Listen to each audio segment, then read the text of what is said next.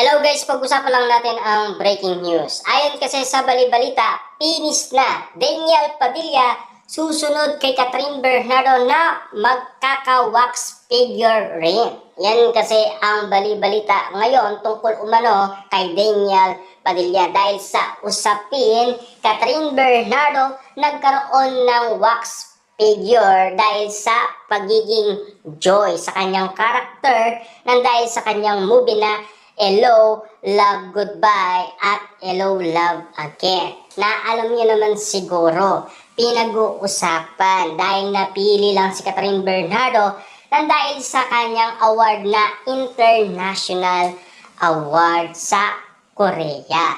At siyempre, ang sinasabi nilang award, Outstanding Asian Star noong 2023 na alam nyo naman siguro. Kaya nga naman pinag-uusapan na si Daniel Padilla daw ay susunod dahil nagkaroon din siya ng International Award sa Korea. Tulad din ng kay Catherine Bernardo. Hindi daw magpapauli ang isang Daniel Padilla ayon sa usap-usapan. Siyempre, Outstanding Asian Star din ang nakuha umano ni Daniel Padilla. Siyempre, ayon kasi sa balibalita, may panabla na daw si Daniel Padilla kapag nangyari na magkakaroon siya ng wax figure. Siyempre pinag-uusapan bakit daw si Daniel Padilla.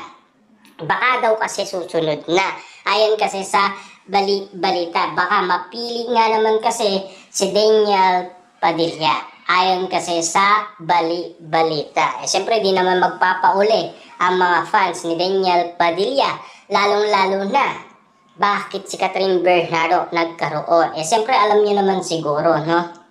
Nang dahil patok ang movie ni Catherine Bernardo sa iba't ibang bansa dahil sa Hello, Love Again. Dahil alam niyo naman siguro ang kinita, 1.6 billion. Kaya siya ang napili. Kaya nga naman kasi, ayon sa balibalita, Daniel Padilla at Kayla Estrada hindi magpapauli sa cut din. At ayon kasi sa balibalita, Daniel Padilla at Kayla Estrada papabagsakin ang nasabing kinita ng cut din. Na alam niyo naman siguro, 1.6 billion. Kaya ni Daniel Padilla igitin ang nasabing kinita ng Hello, Love Again. Siyempre alam niyo naman siguro pinagkaguluhan yan at pinagpiestaan at pinag-uusapan. Hanggang ngayon kasi ay dawit pa rin ang pangalan ni Daniel Padilla sa pangalan umano ni Catherine Bernardo. Hindi daw magpapatalo ang isang Daniel Padilla at Kayla Estrada.